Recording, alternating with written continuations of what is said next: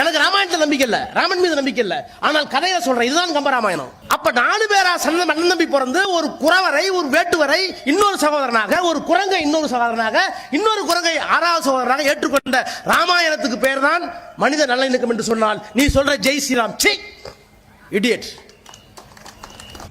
வணக்கம், நான் உங்கள் பட்டிக்காட்டான குரல் செல்லக்குட்டி பேசுகிறேன். இன்றைக்கி பார்த்தீங்கன்னா இந்த எலெக்ஷன் வந்துருச்சு. இந்த எலெக்ஷன் வந்ததுனால சாமியே இல்லைன்னு சொன்னவங்கெல்லாம் இன்றைக்கி சாமியை தூக்குறாங்க, வேலை தூக்குறாங்க, பாரியை தூக்குறாங்க, கும்பத்தை தூக்குறாங்க. ஐயையோ, இவங்க பண்ணுற அநியாயம் தேவையில்லை. கொஞ்ச நாளைக்கு முன்னாடி இந்த ராசான ஒரு ஆள் சி ராமரா அப்படின்னாரு. இன்றைக்கி என்னென்னா, என் பொண்டாட்டி வந்து பெரிய ராமர் பக்த, அவங்க வந்து சாமி கும்பிட்றலாம் கும்பிட்டுட்டு போகிறாங்க, அது அவங்க உரிமை அப்படின்னு. இதைத்தானடா அன்னைக்கும் சொன்னால், அவங்க கும்பிட்டு போகிறாங்க, நீங்கள் சாமியே இல்லை சாமியே இல்லை சாமியே இல்லைன்னு சொல்லிட்டு இருக்கீங்க. இன்றைக்கி வந்து எலெக்ஷன் வந்தோடனே என் பொண்டாட்டி ராம பக்த, என் பொண்டாட்டி ஒரு சீதை, நான் ஒரு ராமன்.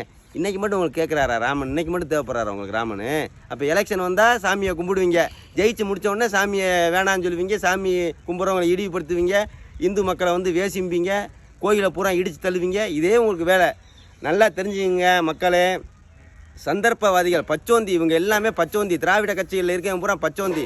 இதெல்லாம் நம்பி ஏமாந்து ஓட்டு போடாதீங்க. இந்த வருஷம் இந்த இப்போ வர்ற 19ஆம் தேதி வர்ற பாராளுமன்ற தேர்தலில் நாடும் இந்த இருக்கிற மக்களும் நல்லா வாழணும், சுபிச்சமாக வாழணும், வர்ற இந்த நம்ம பிள்ளைய குட்டிகள்லாம் சந்ததிகள்லாம் நல்லா இருக்கணும்னா மோடி ஆட்சி வந்தாதான் இந்த நாடு நல்லாயிருக்கும், இந்த மக்களும் நல்லா இருப்பாங்க.